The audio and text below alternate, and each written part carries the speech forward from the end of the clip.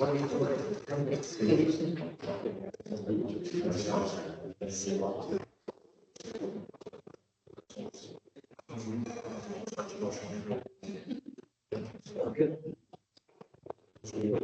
That's what these days is like. I'll still be. My keyboard works, but it doesn't work. Okay, ladies and gentlemen.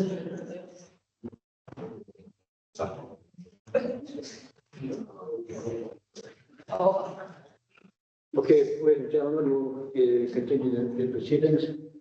First of all, I'll be happy to go ahead with your Paul's report this afternoon, this morning, and then we can make a decision. What's up here, the evidence here.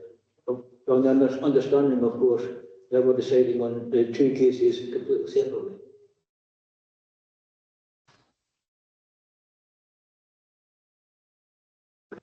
So, just to confirm for the board, this second premises licence review application was submitted by the Licence and Standards Officer on the 21st of October in relation to the premises Alva 24.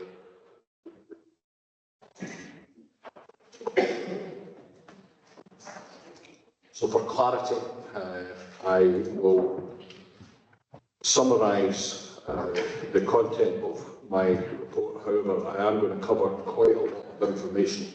I'm conscious that it is a very long report. I hope they've had some time to look over the content, which will help as I progress. My report is in two parts.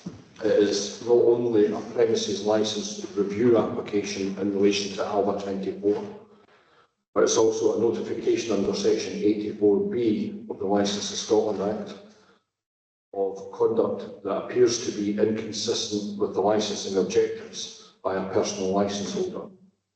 The subject of both parts of my report is Dishant Jokarasa, who is the holder of a Stirling Licensing Board personal licence number SC2540 and is the holder of premises licence number CC098 that relates to Alva 24. I'm aware that Alva 24 has been referred to by another name day to day, which is simply a trading name. No licence is held in Alva 24.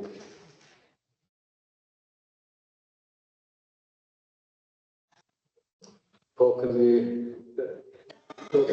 we make sure that you understand exactly what's said in that first paragraph? So, okay. I understand. We're comfortable with that, yeah. You understand. Yeah. And interpreter speaking, you can tell me the page number when you're passing. We're moving on to the content of page 20 now. We covered a summary of page 19. We're now moving on to the content of page 20 in your papers. So the premises are currently licensed for the purposes of off-sales only, and as already explained, the current licence holder is Jokarasa. He's also named as the premises manager. Each premises must nominate a single premises manager who is responsible for the day-to-day sale of alcohol at the premises. In January 22, and this information came from a conversation I had with Jokarasa, he took up residence at his current home address at 28 The Bryony in Tulliverry. He subsequently applied to Stirling Licensing Board for a personal licence, and it appears that they granted that licence without any investigation into the address used on the application form. The application form submitted to Stirling Licensing Board, and I've seen a copy, I don't have it available, I could produce it if required, but I don't think it's necessary, stated that Jokarasa was ordinarily resident at 107 Stirling Street, Alva. That is the address of the shop, known as Alva 24, and there are no residential facilities at that address. Mr. Johannesson has never lived at that address. So his claim that he was ordinarily resident at that address is untrue. The Licensing Scotland Act, in any case, makes it clear that a person who is resident in a Scottish Licensing Board area can only apply to that licensing board for a personal licence. So what that means is if you're a resident in Clackmannan, ordinarily resident is the term used, you can only apply to Clackmannanshire Licensing Board for a personal licence. Any other application would be deemed incompetent.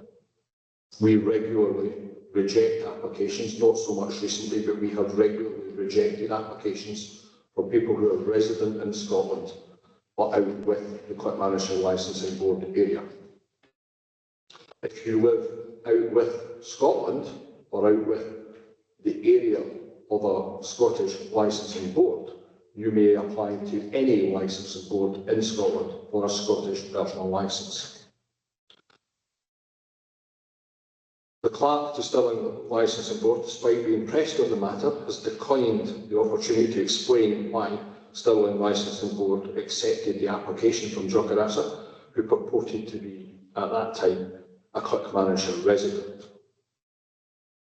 And Stirling Licensing Board granted that personal licence to Johannesson on the 17th of March 2022.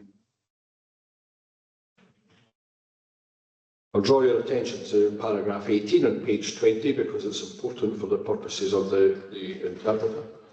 I am of the opinion that as the application is not competent in the first place, by virtue of it being made to the wrong licensing board and by virtue of it containing false information that he was resident at 107 Stirling Street when he was not, it must follow that the licence granted cannot be competent.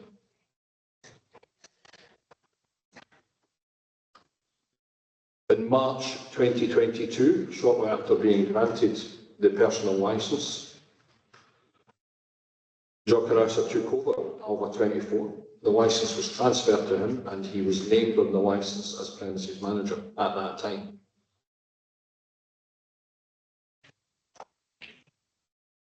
I'll ask the board to remind themselves that we were pretty much in the heart of the COVID pandemic around that period. We were probably getting close to the end of certain sanctions and restrictions taking place. However, we were very far away from back to normality. So very little happened in terms of licensing inspections, visits. Licensed officers were doing other things, that other regulatory visits were taking place, and the advice was still very clearly to avoid making unnecessary regulatory visits at that time. So on the 1st of September, as we started coming back to the normal, I carried out a compliance inspection at Alva 24. I was met on that premises on that day by a female who was the only member of staff, and she claimed that she was in charge and advised me that she was authorised to make sales of alcohol. I stayed with another member of council staff who is no longer employed by Clackmannanshire Council.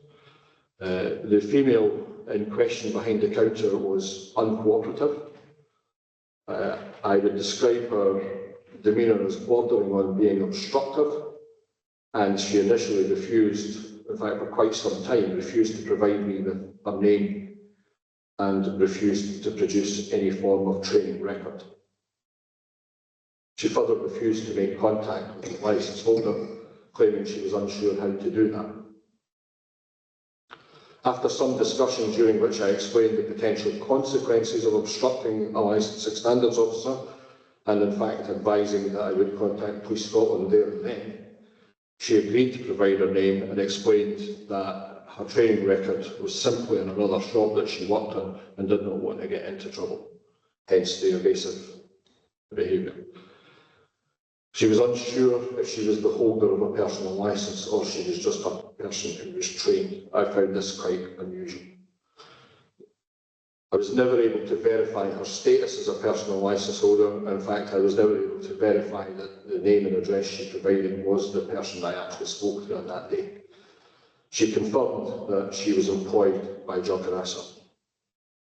The female in question confirmed that she had received no training whatsoever specific to this shop. I would stress that that's not a requirement. She was trained in terms of the training of staff requirements to work in another shop.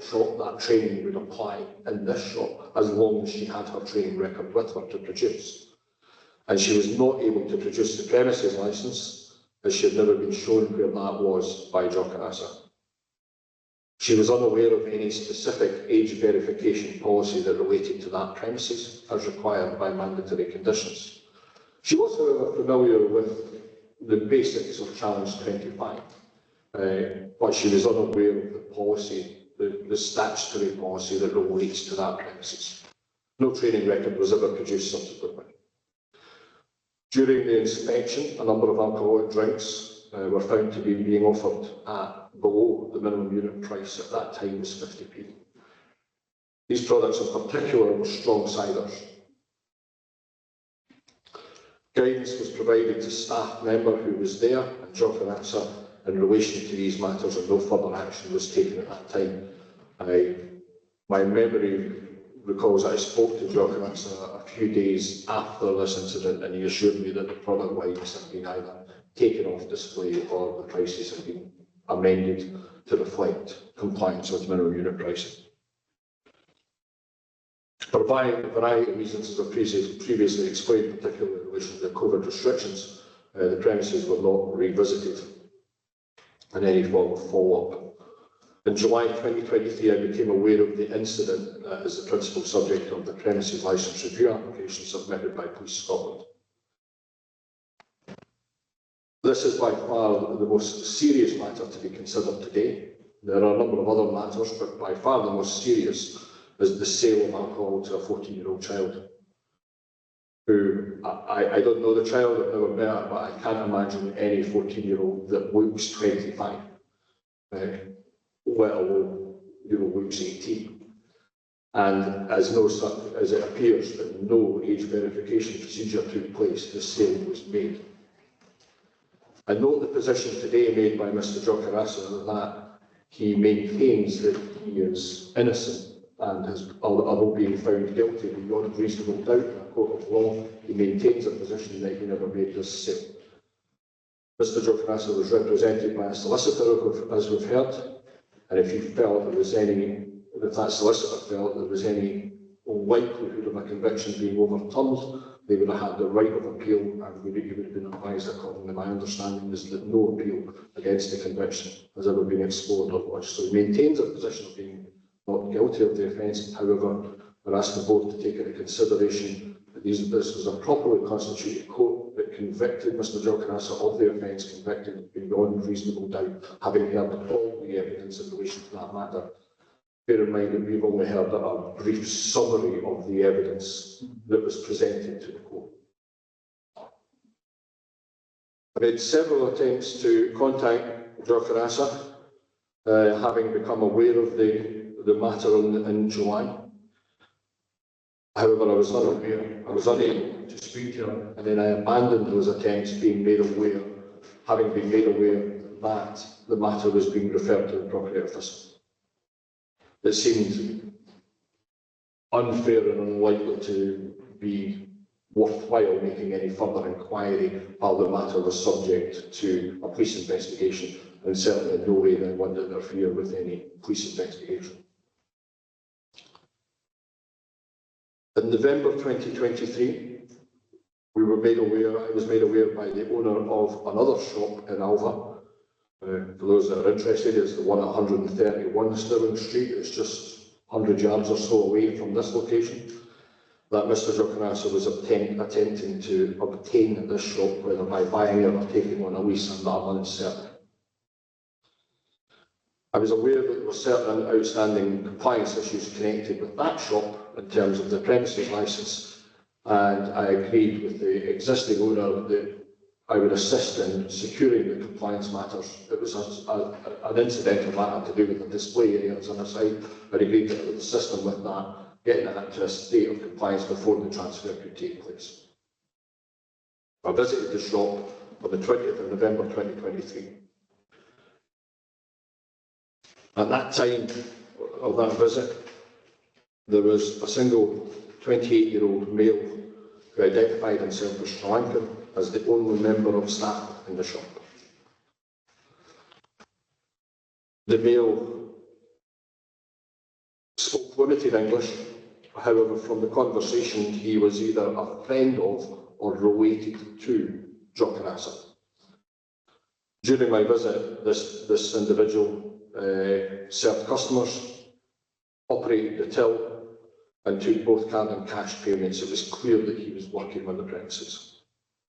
During the conversation, he produced to me an asylum seeker's identity card. To make it clear, I never asked for any identification. I did ask his name. He produced this card to aid me with the spelling of his name.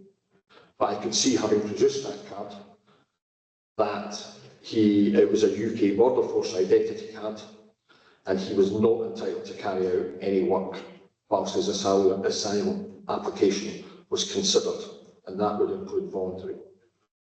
The UK Border Force has confirmed that to be the case, that a no-work asylum seeker's permit would not allow any work whatsoever. He confirmed that the individual confirmed that he was in the shop helping Jokarasa. The sale and transfer of the premises at 131 Stirling Street never completed in favour of Mr Jokarasa. He never took over the business, as far as I'm aware. On the 20th, we fast forward now to the 29th of May 2024. Jokarasa was convicted after trial, as detailed in the police report, of an offence contrary to section 103(1) of the Licensing Scotland Act, and was fined a total of £940, £40, which is a victim surcharge notice. I've already covered my view on the process of the trial and what that means to the licensing board, so I won't go into that. The clerk to the Sheriff Court in Alloa. So perhaps I could explain something that's not in the report. Where a clerk is aware, a clerk to a court is aware that a personal licence holder or a premises licence holder is convicted of an offence, there's a legal requirement that they notify the licensing board of the conviction. Normally that is done by them providing us what's called an extract of conviction, and they normally do it very soon after the conviction, just outside the appeal period. So the clerks of the court are very familiar with the requirements in relation to the production of licences at court, because the only way they can make that notification to a licensing board is if the individual charged with the offences produces the licence to them. So the clerk to the Sheriff Court of Alloa confirmed that Jokarasa did not comply with sections 41 and 80 of the Licensing Scotland Act. Section 41 requires the premises licence holder to produce the licence at court or notify them of its existence at the first appearance, and section 80 requires the personal licensor to produce the licence at court, the personal licence at court, or notify them of its existence.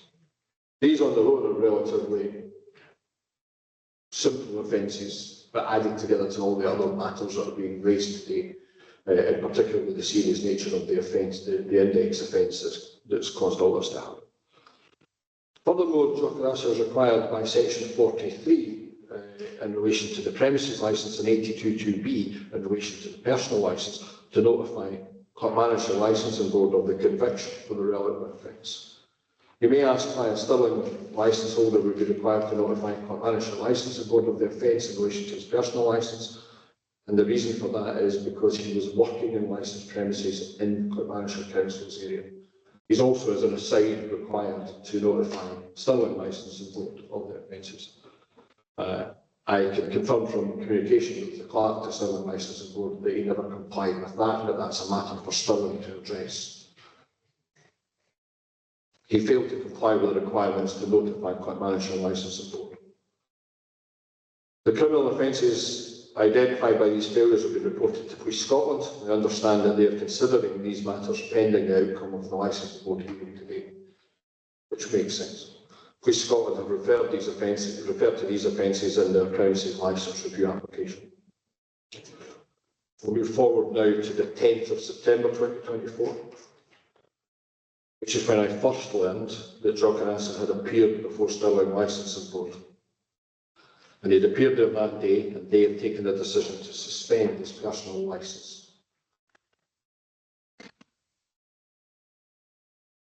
I think that was also the first day I was aware of the conviction, because Stirling Licensing Board and Police Scotland notified us on or around that day of the actual conviction, which was the day of the hearing that was held at Stirling Licensing Board. So having had his licence suspended, the premises at Alva 24 are now without a premises manager, or with a premises manager who has no personal licence, no active personal licence, and can make no further sales of alcohol in accordance with the conditions attached to that licence. On the 12th of September, Clackmannanshire, obviously understanding that, makes an application to Clackmannanshire Licence Board to vary the licence for Alva 24 by nominating a new premises manager. And that premises manager was named as Mary Crispa Dishan, who I understand to be Mr. Clackmannan's wife. The application was handed in to reception staff at Kilcraigs and later processed by our licensing administration team. Examination of the application revealed it was incomplete in a material aspect, and as such it was considered to be incompetent. The material aspect was that it was not accompanied by the premises licence or any explanation as to why the premises licence could not be produced. Mr. Clackmannanshire was given advice in relation to resubmission of that application when he had carried out the necessary procedures in relation to the current premises licence. Those procedures in the background are that he must either produce them in whole, or if he's unable to do so and they are lost or stolen, he must report them to Police Scotland, which is a simple online process, and he obtains a lost property reference number which he passes to us, and we are then able to process the application. So it's a relatively straightforward 5-minute process to go down that route. So Mr. Clackmannanshire was reminded at this point that it's a condition of the premises licence that states that alcohol is not to be sold in any premises at any time when there is no premises manager, or when the premises manager does not hold a personal licence, or more importantly, at Part C of that condition, where the personal licence held by the premises manager is suspended, as Mr. Clackmannanshire was. The application to vary the licence was never resubmitted with the required information. However, Clackmannanshire continued to sell alcohol from the shop throughout the period of the suspension, which was eventually lifted by Stirling Licensing Board on the 22nd of October. I've made 2 other visits to the shop at 107 Stirlingshire Alva since the conviction came to light. The first took place on the 12th of September 2024, notably the same day in which the variation application was submitted. This visit revealed incomplete training records that, in my view, appear to have been fraudulently created. The staff member that was working on the premises that day was an Indian national in the UK on a student visa with limited working hours that were permitted. I think 16 hours is what he's permitted to work in a week. He produced a training record in his name, and he confirmed that he had received some training from a personal licence holder in relation to working in the shop. However, the only licensing matters that he could recall related to the Challenge 25 procedure. He could not recall any other of the 16 points that are required to be trained, just the Challenge 25 procedure. The requirement in the age verification policy training is only a very small part of the 2-hour mandatory training that every staff member authorised to make sales of alcohol is required to undergo. More importantly, he was unsure when the training took place. However, he indicated that it was when he first started working in the shop several months before the visit. The staff member was left in charge, was unable to recall being trained in relation to the licensing objectives or any other matters on the list of mandatory items listed in the training regulations. This was despite the training apparently having only taken place 2 days before, on the 10th of September, the day which the training record was signed and endorsed by Mary Pusper-Dishman. The staff member confirmed that he had not been supplied with any training materials, nor had the trainer used any booklets or electronic materials to deliver the training.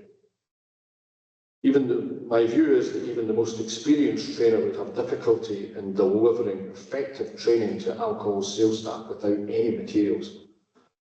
To put that in perspective, I've been doing this job for 17 years, I've been a trainer for quite a long period of that.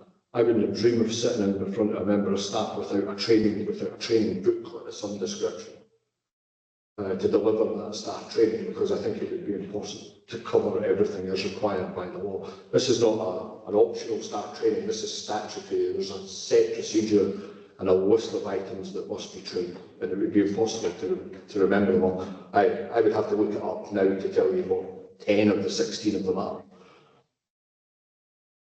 I suspect that, having considered all of the information, in particular the date on the training and the signature on the training, and the fact that this individual, this student, was working in the shop, seemed to suggest that he was never trained on that date and had been trained, perhaps at some training, many months before. That it is quite clear, in my view, that these training records were fabricated, and perhaps fabricated immediately after the licensing board appearance, and still in the coincides with the date. The apparent falsified training records were endorsed and signed by a personal licence holder, Mary Pusper-Dishman, we've already indicated, I believe to be the wife of Jokarasa, and she is the holder of a Clackmannanshire licensing board personal licence. The second visit I made took place on the 17th of October. During this visit, I could see that alcohol was still on open display and being offered for sale. Jokarasa was the only member of staff present in the shop when I visited him. I highlighted to Jokarasa that he was in breach of his licence conditions, as his personal licence was suspended, and pointed out the specific condition on the parts of the premises licence he was able to produce. So to explain that, paragraph 74, Mr. Jokarasa produced a few sections of his premises licence, not the complete document. Coincidentally, the section that he produced was the section that holds that very specific condition about that is featured earlier in the report about while the licence is suspended, no alcohol should be sold. He was able to read that to me fluently, and he clearly understood what it meant. While I was still in the shop, Mr. Jokarasa completed a sale of alcohol to a male customer. It was 4 cans of a well-known brand of lager, if my memory serves me correctly. My view is that this customer was aged between perhaps 19 and at most 23. My guess would be at the younger end of that scale. But in any case, I was satisfied that he was definitely under 25. Mr. Jokarasa did not challenge the age of the individual, nor did he ask for any proof of age. Jokarasa previously advised me in confirmation that the policy in his shop was that all persons who appear to be under 25 will be asked for identification or proof of age. The last matter that I'll raise before going into a summary or conclusion is the matter of annual fees. Annual fees are required to be paid by each premises licence holder by the 1st of October each year. And in August each year, sometimes earlier if we're on the ball, a reminder is sent to each licence holder in their area.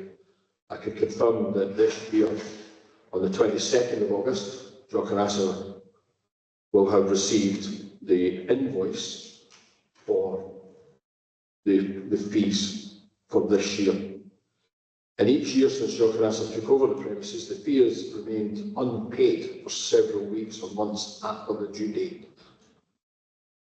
A condition of the licence requires that no sales of alcohol should take place until the fee is paid each year. It's not quite how it's worded, but it's the effect of what it means. In 2022, there appears to be no record of the annual fee ever having been paid. In 2023, the annual fee was not paid until the 8th of November, 5 weeks plus after the due date, and this year the fee remains unpaid today. That's today. It was due on the 1st of October, and it remains unpaid today, despite on the 17th of October, me reminding Drogheda that that fee is required to be paid. The invoice remains unsettled today.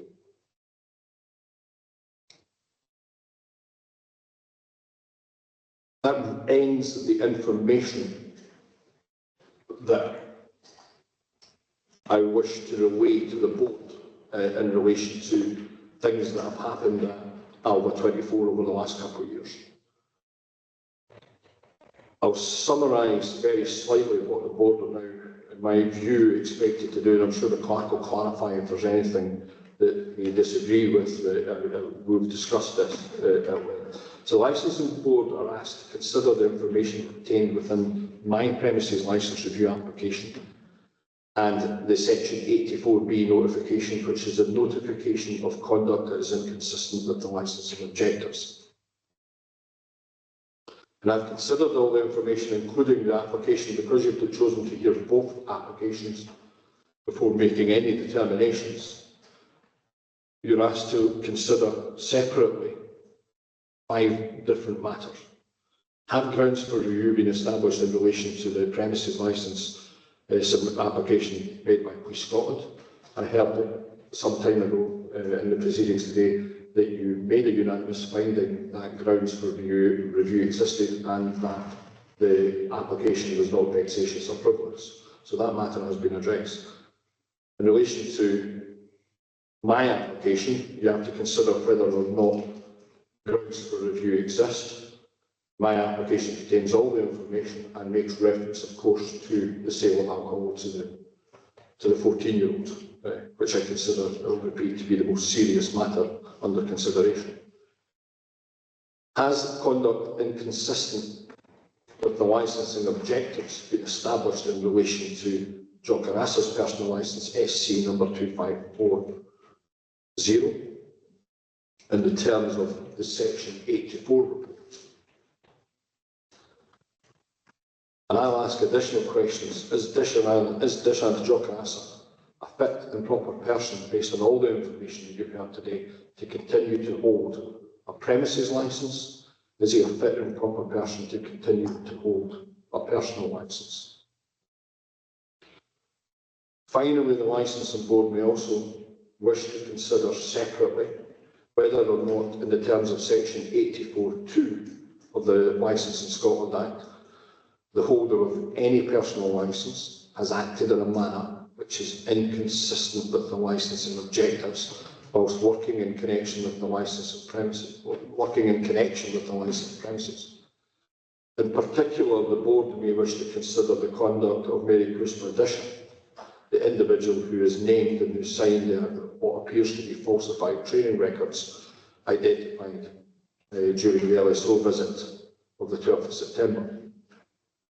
The board should understand that they make a finding in relation to Mary Dishant that they'll be required to consider whether the matter separately at a later hearing of the licensing board. If we make that finding that there are grounds that she has been involved in behaviour that's inconsistent with the licensing objectives, then that whole matter can be explored separately and independently at a later hearing. You need make no decision on sanctions for that today. In the event that the board do find that grounds for review exist, and they're invited to consider, I would invite them to consider the full range of options available to them, including revocation of the licence, suspension of the licence, and variation of the licence, and the option, of course, to take no further action if they think that is appropriate. If the board finds that Dishant Drogheda is not a fit and proper person to hold a personal or premises licence, then the licensing board are bound by the only decision that's open to them, which is to revoke the licence with immediate effect. I'm happy to answer any questions at this time or later. And I'm sorry that that took so long. Before we move to questions, can I confirm that you understood exactly what Paul had said?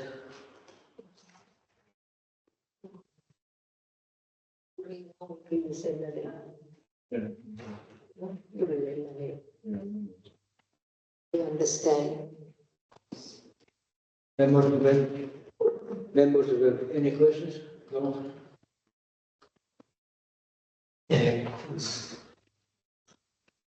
Sorry, do you mind clicking on? So, it's the technology. Thank you. Paul, a couple of questions. Most of them relate to procedure, really, just for clarification. So, it's my understanding that once an individual receives a personal licence from any particular licensing authority, they can go to any authority with that personal licence to carry out employment. Is that correct? Yes, a personal licence is a Scottish personal licence, and once obtained, once legitimately obtained, can be used to work in any licensing board in Scotland. If you move address, you're simply required to notify the change of address. Now, it's actually Stirling that processed the applicant's personal licence, presumably charged a fee. And is your understanding the normal process that they would have to have provided their training record or the certificate that they've carried out the personal licence trainees? That's the standard requirement to receive a personal licence, is that correct? An application for a personal licence must be accompanied by what they term licensing qualification, which is the qualification you obtain when you go in the course that I referred to earlier on, the full day course, with the exam at the end and the training materials that are provided prior to the course. So yes, the application was accompanied by a licensing qualification that was issued by one of the approved awarding bodies.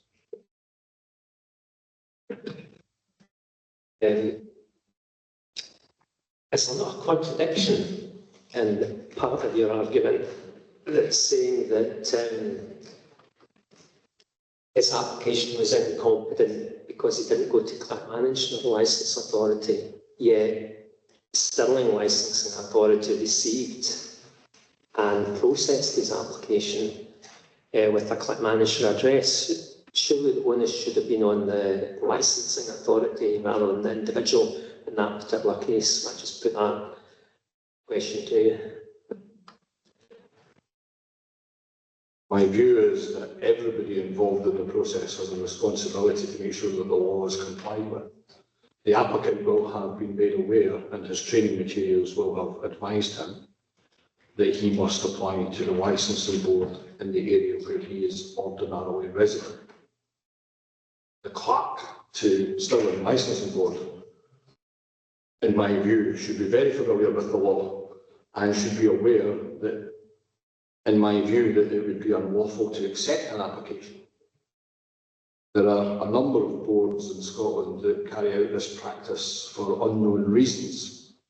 It doesn't change the wording in the legislation, and I'll draw your attention to Appendix A that helps, and it's the very first matter in Appendix A, which is an extract of Section 72 of the Licensing Scotland Act, which says any individual who is aged 18 years or more may apply for a personal licence to, if that individual is ordinarily resident in the area of any licensing board, that board, or in any other case, any licensing board.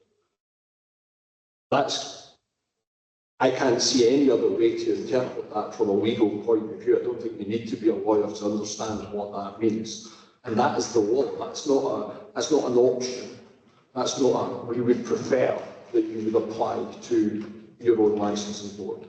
That's very black and white. It says, if you are ordinarily resident in the area of a licensing board, that's who you may apply to. I don't think it can be clearer, but yes, I take on board your point that the error falls on both sides. That doesn't, in my view, make the licence any more competent because two people have made an error. Yeah. I'll leave that sticking to the wall for a moment.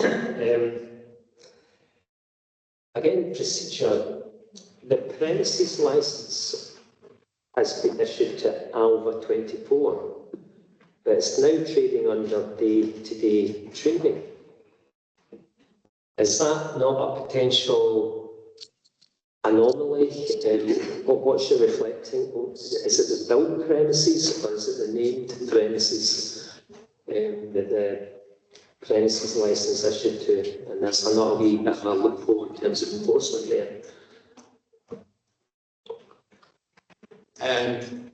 No, because the licence is issued to Dish and Drogheda, not to Alba 24. The licence isn't issued to the business, it's issued to the, in this case. In some cases it is the business, but in this case the licence is issued to the individual and it's issued to Drogheda. The trading name of the business is a minor matter, it's relatively irrelevant in terms of compliance because it changes nothing. We would ask normally at some point for any business that changes its name to make a notification of that and we'll change the record of the licence. But the licence in this case, the important part is the licence is held by Drogheda and not by Alva 24 of day to day. Yeah, I just want to be crystal clear about this, because I think it's very important procedurally. So the applicant's the named individual for the business known as Alva 24, which is basically involved in the day-to-day trading. But it's still a premises licence in his name. Yes. Okay. And moving on to maybe more pertinent matters rather than process and procedure. So you yourself have witnessed at least 3 individuals operating within the shop without a personal licence and, in your opinion, without the appropriate licensing training in terms of sale of alcohol. Would that be a fair summary? Yes, the first visit, no training record was produced or verified. The second visit, I was presented with what I believe to be a falsified training record for the reasons already explained. The third visit, I was met by Drogheda, whose licence I knew to be suspended, and on each occasion alcohol was available to be sold. That's fine. Conclude my questions. I reserve judgment to come back, and I'm sure there's something else, but it's slipped my mind, so thanks. Thanks, Chair. Bjorn. I just wanted to check, did you understand that conversation that's just been had? அவங்களோட புரிஞ்சா என்ன குத்தம் செஞ்சிக்கிறது பத்தி நீங்க தலைவா பண்ணிட்டாரு கொண்டு வந்து ட்ரைனிங் இல்லாத அவங்களுடைய வேலை வச்சு ட்ரைனிங்கே இல்லை ஃபர்ஸ்ட் டைம் போகும்போது சொன்னாரு ரெண்டாவது டைம் போகும்போது அந்த ட்ரைனிங் ரெக்கார்ட்ஸ் வந்து பொய் எழுது சமைச்சது அப்படின்னு சொன்னாரு. அடுத்தது மூணாவது வந்து எவ்வளவு லைசன்ஸ் இல்லை அப்படின்னு போகப்பட்ட இது அதுல வேலை செய்ய அதெல்லாம் கேட்கணும். Interpreter speaking. I want to clarify the third one before explaining to him. The first one you mentioned that the person who was employed did not have any training. The second one, second occasion when you visited, falsified training papers. Yeah. Third one, when Mr. Jokarasa, his license, personal license was suspended. And under that, he cannot employ person. The third one, can you explain? Because personal license and the premises license don't have much clear difference. Before explaining to him. So yes, you have that correct. My first visit, the member of staff had no training record. The second visit, the member of staff produced what I believe to be a falsified training record. The third visit, Mr. Jokarasa was present, and he made a sale of alcohol on the premises. He sold lager to a gentleman, and his personal licence at that time was suspended by Stirling Licensing Board. So he was not entitled to make a sale of alcohol. It was against the law for him to make a sale of alcohol on that day. அவரோட licence வந்து suspend பண்ணி போகுது, அதோட இங்கே எல்லாம் discussion போகுது, அந்த மாதிரி நிப்பாட்டி இருக்கும் போகுது. நீங்க ஒரு செயலும் செஞ்சுக்கிறீங்க, நீங்க விற்கிறீங்க வருமானம். அதுதான் மூணாவது குற்றம். ஓகே, மூணாவது குற்றம் வந்தா 3 பாயிண்டும் அவர் நோட் பண்ணிக்கிறாரு. நீங்க வித்திருக்கிறீங்க இந்த மாதிரி சூழ்நிலையில. நீங்க புரியுதா? இப்ப உங்களோட எம்ப்ளாய்க்கு இந்த ட்ரைனிங் இல்லை. ரெண்டாவது வந்து காட்டின ட்ரைனிங் காட்டின சமைச்சது பொய்யானது. மூணாவது வந்து உங்களுக்கு தகுதி இல்லாம நீங்க போகல, உங்களுக்கு லைசனோட சஸ்பெண்ட் பண்ணிட்டு போது நீங்க மதுபானம் வித்திக்கிறீங்க. சரியா? அதுக்கு sorry. I understand these 3 occasions, which I not correct. Yeah, those 3 only. As an interpreter, only I explain those 3. Chair. I'm sorry. Just for completeness, I was referring to employees. So the third employee I was talking about was the young Indian student, whether you felt he had appropriate training or a personal licence.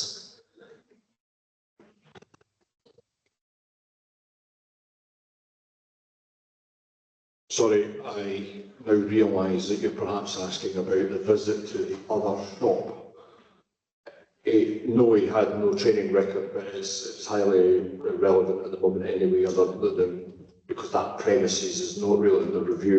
But it just tended to show a tendency for Mr. Jokarasa to employ individuals that weren't appropriately trained and allow them to make sales on his behalf. Yes, that was essentially what I was trying out in my questions, that 3 employees that you encountered, rather than the applicant himself, but in your opinion, they hadn't had adequate training, nor indeed they had a personal licence. That's correct.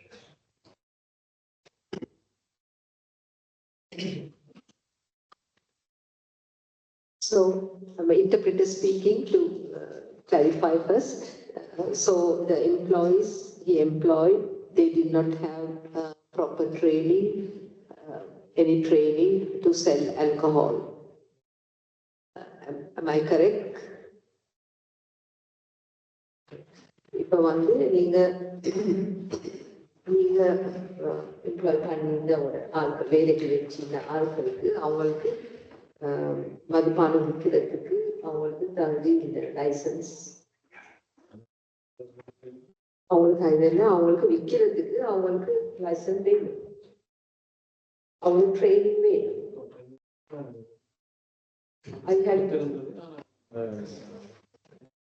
Certificate வந்து இது பண்ணுறதுன்னா training ட்ரைபோர்ட் வந்து display பண்ணு. I have given training related to alcohol, but their certificates was no certificates. No training record.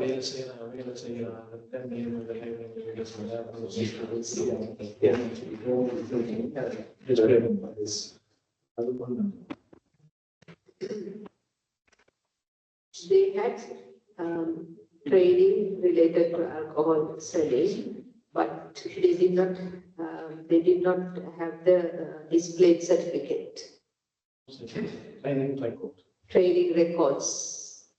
They did not have the training records. Thank you.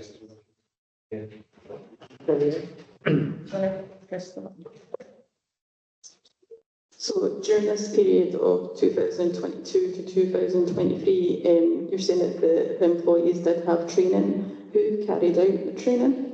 And what type of training was given? யாரு அந்த training கொடுத்தது அடுத்தது வந்து எந்த மாதிரி training அவங்க எப்படி training அவங்களுக்கு கிடைச்சிச்சு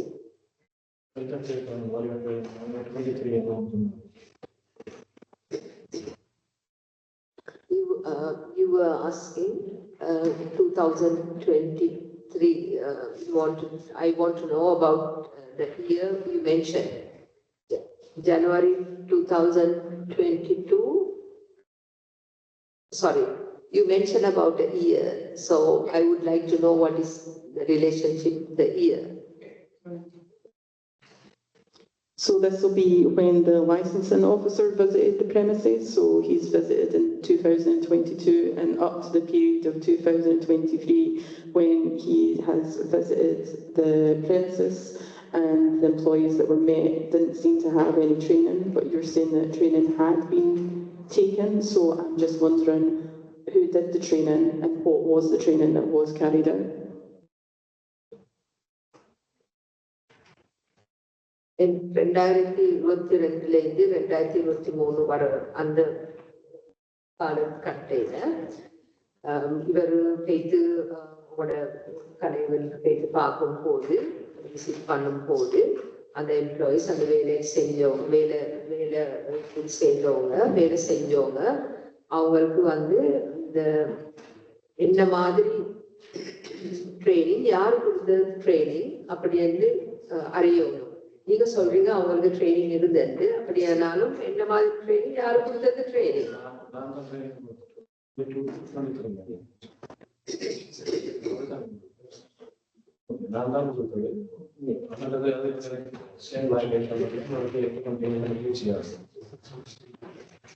I'm the one gave the training, and because they spoke the same language, it was easy to explain and teach them.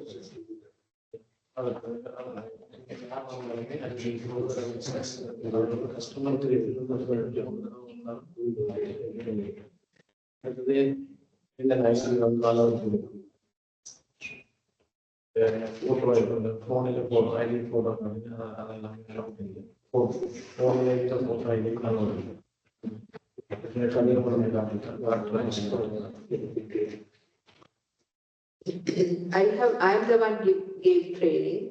Yeah, I have given the training and mentioning this one point. Even though they come a few times, 2 to 3 times, more than once even, they have to inquire and they have to show the ID and the real ID they have to show and no photo ID or not in the phone anywhere, like IDs in the phone and are not allowed. Real ID, I have explained all these things to them.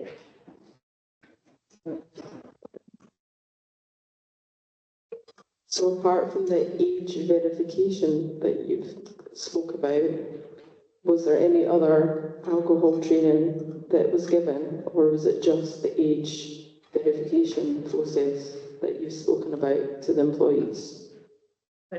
And sorry, can I also get clarification, because I think you said that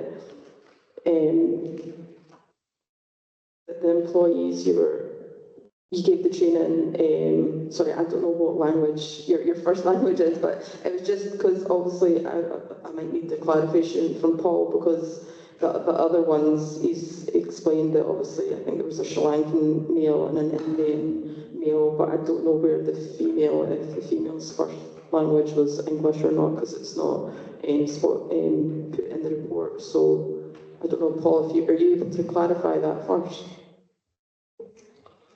Yes, not that I'm doubting her language capabilities, but the female I first spoke to was very much a Glaswegian, white female from an address in Cumbernauld that she provided. I can confirm, however, that the individual who was the Indian male, he reflects slightly on what Jokanas is saying. He spoke a similar language. They both speak Tamil as their first language, but it's a different dialect of Tamil in India than Sri Lanka. But he also explained that there was spoke enough similarity in the language that the training could be carried out, with enough similarity. I think the issue being is they seem to be concentrated only on one aspect of the training, and that's where my doubts lie, that the Challenge 25 is a tiny part of it. It seems to be the only thing that's mentioned about training. There's 16 points that are required to be taught, and there's no mention of any of the other 15. Okay, so what Paul was saying there was that the first female that he went into the shop, that it seemed that her first language was English, and she seemed like she had a very strong Glaswegian accent. So I just wondered what training you did with her, but also the fact that the training seems to have just been done on the age verification. Was there any other alcohol awareness training that was done apart from the age verification? I would like to clarify with you. So you want to know, other than age verification, any other alcohol-related teaching or training done? Yeah. So that one I can. Afterwards I'll go to the next one. இப்போ வந்து நீங்க ஐடியெல்லாம் காட்டி வயதை பத்தி age அதை பத்தி தான் நீங்க முக்கியமா சொல்லியிருக்கீங்க அவங்களுக்கு, உங்களோட எம்ப்ளாயிஸ்க்கு, உங்களோட வேலைகளுக்கு. அதை தவிர எதுவும் மதுபானம் ஆல்கஹால் அது பத்தி எதுவும் அப்படி நீங்க படிச்சு கொடுத்து இல்லை?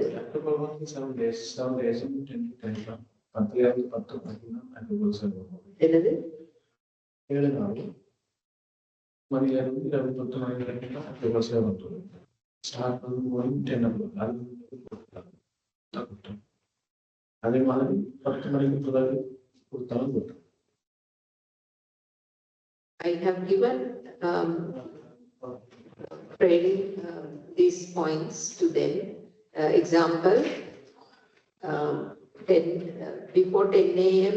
cannot sell alcohol, after 10 p.m. cannot sell alcohol. This sort of things I have, these were included in my training. One more thing, 7 days in a year. So for the whole week, this is the rule. Yeah.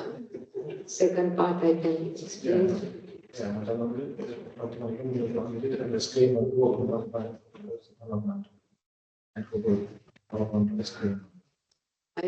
have advised them that screen exhibiting alcohol to cover the screen, cover with the screen the alcohol area. That's yeah. Yeah, Alcohol and cigarette.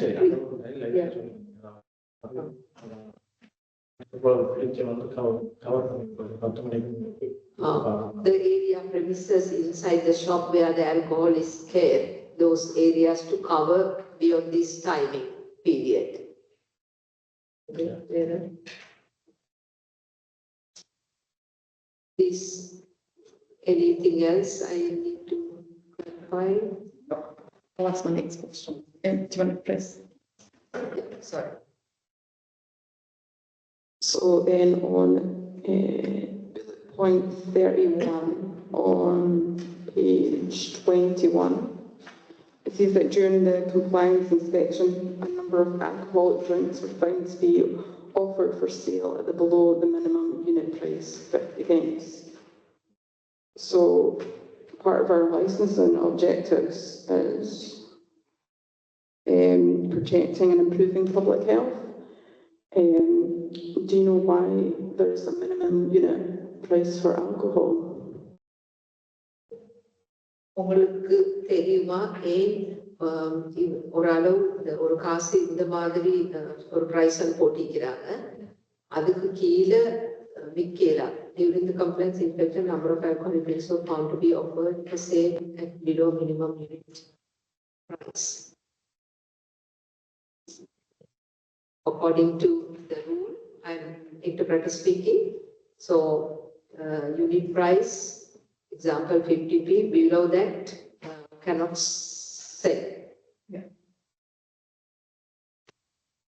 இப்போ வந்து இந்த ப்ரைஸை விட இந்த குறைஞ்ச ப்ரைஸை விட அவங்களுக்கு குறைச்சி விற்க இயலாது. அப்போ இது இது நடந்திருக்குது, குறைஞ்சி வித்திக்கிறீங்க விற்கிறீங்களா? இல்லை ஓகே. நீங்கள் so this is the point is you are the board is saying that he did this offense or this need to be taken into consideration in the training.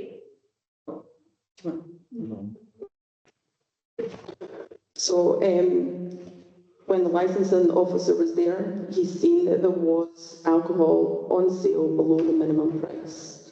So I just want to know that, do you know why that shouldn't happen? Why you're not allowed to, why there is a minimum unit for price for alcohol, and why that was introduced, and why you shouldn't be selling alcohol below that price? Oh yeah, இந்த ப்ரைஸை விட குறைஞ்சி விற்க இயலாதுன்னு உங்களுக்கு தெரியுமான்னு கேட்குறாங்க.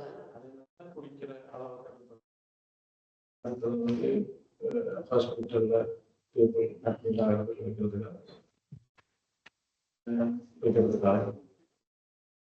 This is actually, according to my understanding, to control drinking alcohol by the people.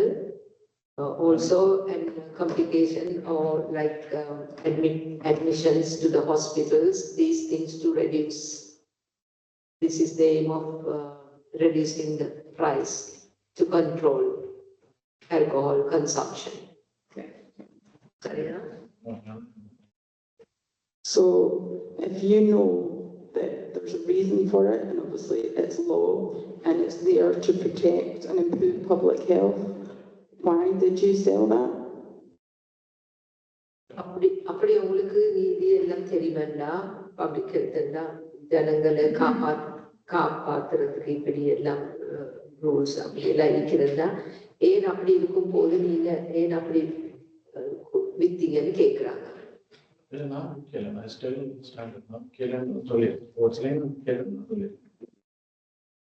Still I'm saying I did not do.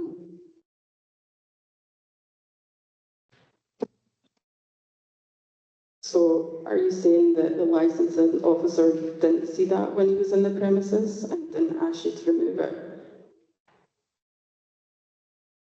Because that's what on the report it states, that the licensing officer seen these, the alcohol there, and he asked for you to move it.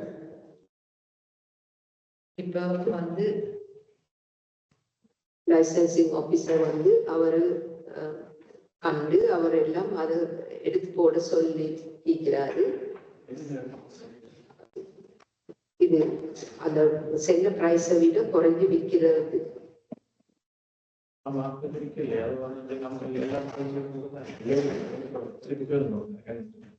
I need to clarify because I did not sell below the price. No. Okay, I need to ask the question again. This is Jograsa is saying. Interpreter speaking.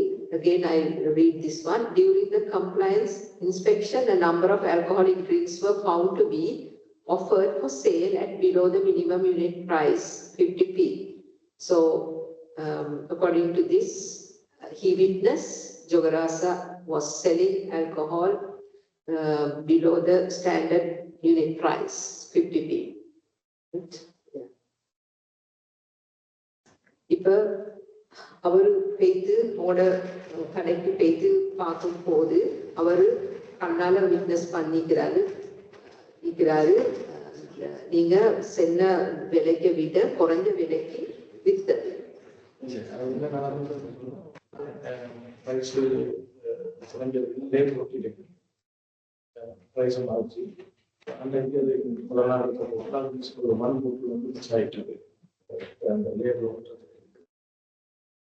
எல்லாரும் நாட்களுமே வந்து பைசா check பண்ணியாச்சு. I'm clarifying with him, repeat with him.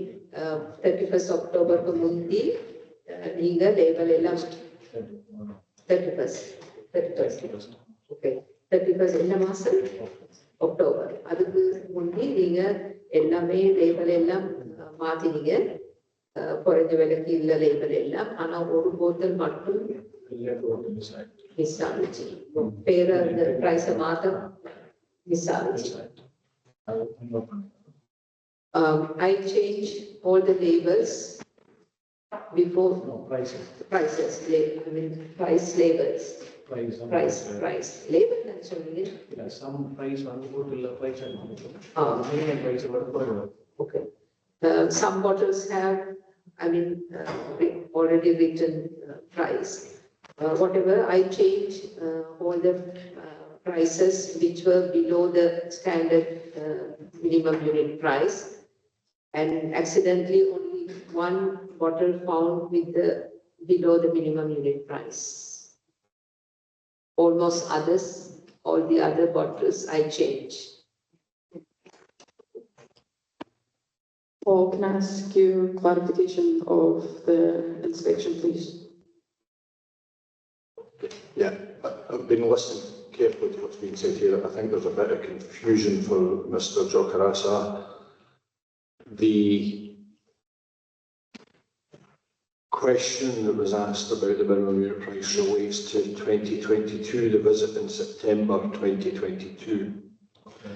I think Jokarasa is explaining currently he has changed all his prices, which I can incidentally verify that during the inspection in October this year, after the minimum unit price had increased to 65p, Mr. Jokarasa was fully compliant in terms of minimum unit pricing in October this year, in all but one price-marked bottle, which immediately obscured the price marking, although the actual scanned price for that one was correct. So he had taken on board the minimum unit price change this year. The question that's being asked relates to the products that were on sale in 2022, in the September 2022 visit, I think, that I've referred to in my report. And there was two different types of cider, cake cider and night cider, that had no price markings on them whatsoever, but when they were scanned at the till, they were being offered at below minimum unit price by that female member of staff that coincidentally had no staff training and was unaware that this was an issue. இப்போ வந்து அவங்க சொல்றாங்க இது வந்து issue வந்து அவர் பேசுறாரு September 2022 நடந்தது தான் சொல்றாரு. அதுல வந்து நீங்க இந்த யூனிட் பிரைஸ் விட குறைஞ்சி வித்ததுன்னு சொல்றாங்க. யா இப்ப நடந்தது இப்ப வந்து அக்டோபர்ல இந்த வருஷம் வந்தது அது சரி.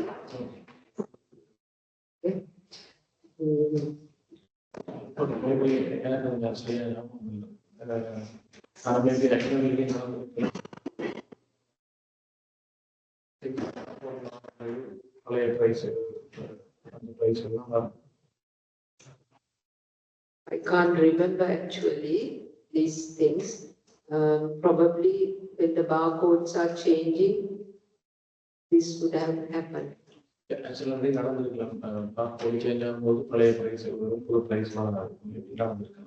While changing the barcode, new price will not come, old price will be there. It would have happened.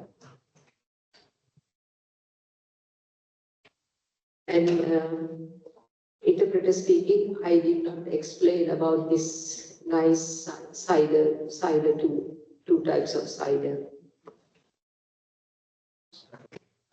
Because I did not understand that. I think that was the brand of cider that was for sale that had that kind of, that had the minimum, it was under the minimum price of alcohol.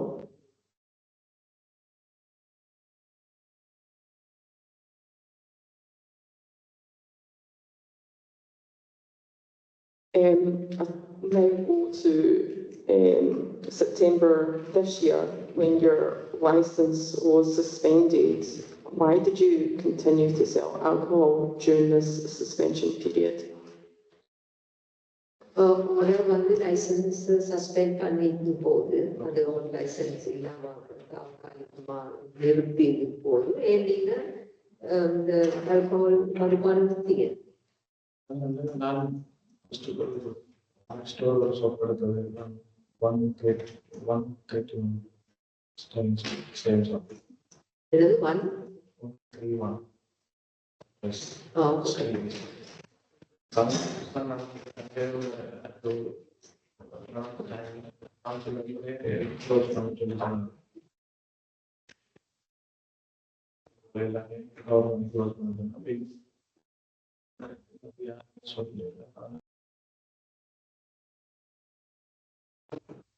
I want to clarify with him. Yeah, sorry. நீங்க shop கொண்டு வாங்கினீங்க next டோர்ல வந்து அது address வந்து 131 Sterling street okay licence பிரச்சனை இல்லாத time இதுல தான் லைசன்ஸ் பிரச்சனை நடந்ததா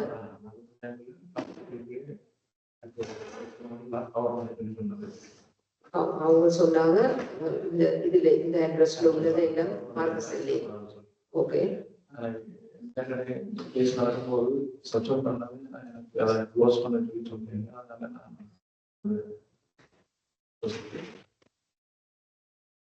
I need to clarify with him. Council officer எல்லாம் சொன்னாங்க இது எல்லாம் இந்த அட்ரஸ்ல நடக்கும் போது 131 அட்ரஸ்ல ஓகே க்ளோஸ் பண்ண சொல்லி இப்ப இது வேற அட்ரஸா இது வேற இது 107 ஓகே 107 அட்ரஸ்ல இதை க்ளோஸ் பண்ண சொல்லி சொல்லல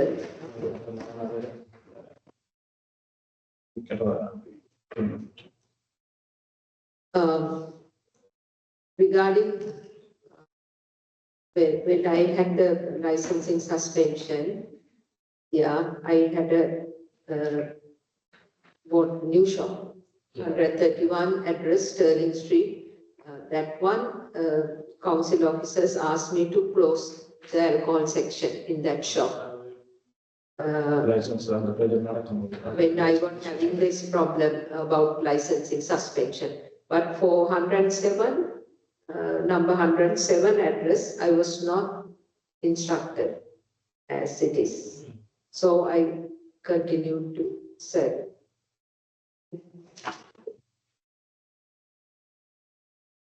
Paul, can I just ask for clarification, just going by number 60, bullet point 60 on page 23, it does state that the condition would be that the premises license held by the premises manager is suspended and alcohol is not to be sold. Does the license holder specifically have to get told this, or should they know this due to the training that they've undertaken as a personal license holder? They should know that. It's a clear condition of the licence. It's printed on every licence. And in addition to that, I believe that Drug Harasser did know this because he came to us 2 days later within the time frame he's allowed to notify us of a new premises manager. Why else would he seek to substitute the premises manager if he didn't know there was a problem in selling alcohol while he was still the premises manager? The explanation doesn't make a great deal of sense that he needs to be told. But that all points to the fitness and properness of an individual to hold a licence. If he needs to be told in it everything, then there's a problem. I do as much as I can to help people that genuinely don't know, but most of them know the basics.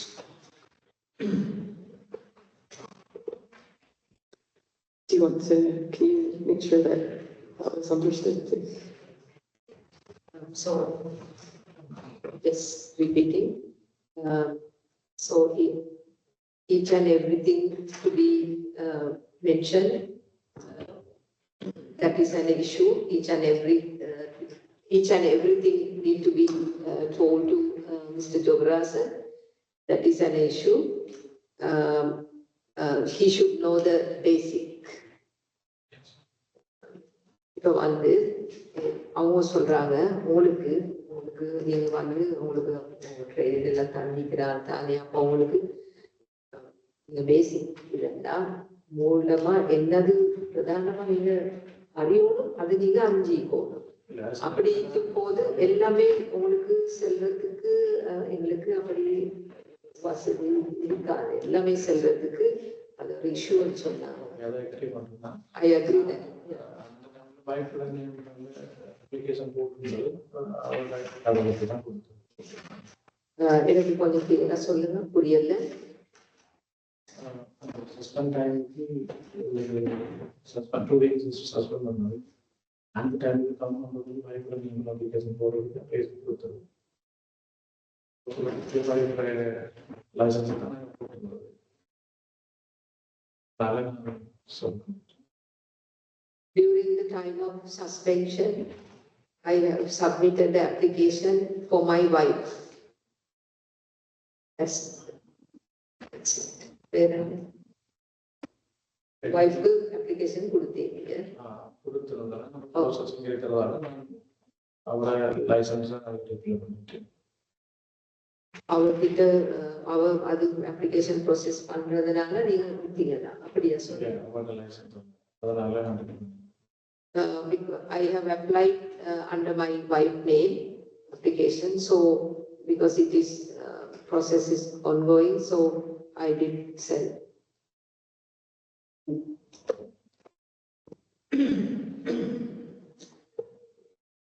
So I had to answer. Would you drive a car if you didn't have a license or it was suspended? Because this is, to me, this is what this is like, that if you had a driver's license and it got taken away because you'd done something, you wouldn't legally be able to drive a car, and it doesn't matter if somebody else had a license that was in the car, you couldn't drive that. And this is what this is like, is that, you know, just because you submitted another application, at that point there was no license holder for that premises. And sorry, I've lost my train of thought. I'm just trying to get, if you you don't seem to have the understanding of that no alcohol was to be sold. It doesn't say that you can still sell alcohol even though you've put in another application. So did you not understand what the ruling was that you were not to sell alcohol? இப்போ வந்து நீங்க உங்களுக்கு புரியுதா? இப்ப உங்களுக்கு உங்களோட licence வந்து suspend பண்ணிருக்குது. அப்படி இருக்கும்போது நீங்க எப்படி வைஃப்ல போட்டிருந்தாலும் நீங்க எப்படி விற்பீங்க? சொல்லி மென்ஷன் பண்ணாதபடிய நான் கன்வியூ பண்ணது. அது தப்புன்னா நான் கேட்டேன். I was not told to close the premises shop, so that's why I sold it. I admit that's a fault. So,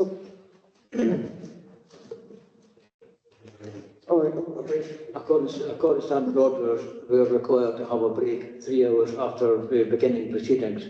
That time has now arrived, so we're going to adjourn the proceeding for 30 minutes.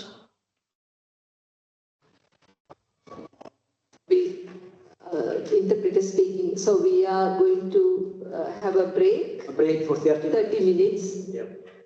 So we'll be back here at 1:05. 1:05, okay, right, okay. Okay. I leave.